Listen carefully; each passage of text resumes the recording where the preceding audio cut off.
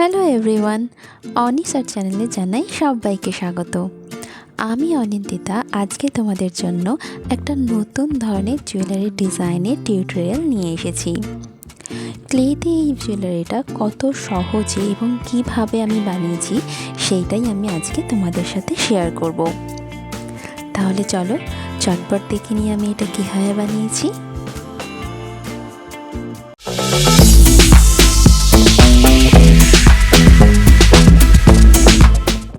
Moulded ক্লের দুটো কম্পোনেন্টসকে আমি খুব ভালোভাবে মিশিয়ে নিয়ে একটা ডো তৈরি করে নিয়েছি।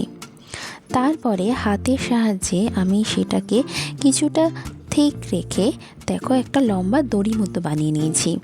তারপরে সেখান থেকে আমি 4টে টুকরো কেটে নিয়েছি।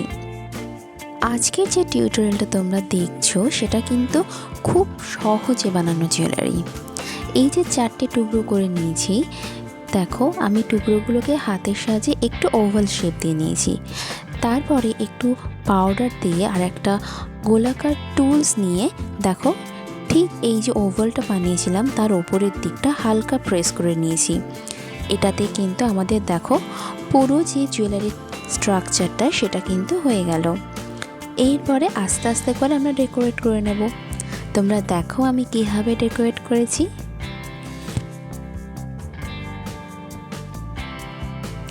আমি এখানে একে একে চোখ, পাখনা, পা সবই লাগিয়ে আর টুলসের সাহায্যে সেগুলোকে একটু শেপ দিয়ে নিয়েছি। আর তারপরেই আমাদের কিন্তু এটা একদম রেডি হয়ে গেছে। এই দেখো কাছ থেকে দেখাচ্ছি, দেখো কত সুন্দর দেখতে লাগছে। এরপরে আমি বাকি যে 3টে রইলো সেগুলোকেও আমি সেমভাবে কিন্তু করে নেব। আর একটা জিনিস, আমাদের যখন ক্লেটা কাঁচা থাকবে তখন কিন্তু আমি দেখো সাইডে দুটো ছিদ্র করে নিয়েছি সেখান দিয়ে টার্সেল লাগানোর জন্য। প্রত্যেকটাতেই কিন্তু আমি একই রকমভাবে করেছি। এরপরে আমি এগুলোকে আমার মনের মতো করে রং করে নিচ্ছি। দেখো আমি সবগুলোকে আলাদা আলাদা করে সুন্দর করে রং করে নিয়েছি। আর রঙটা যখন খুব ভালোভাবে শুকিয়ে যাবে তখন আমি এতে একটু ভার্নিশ অ্যাপ্লাই করে নেব।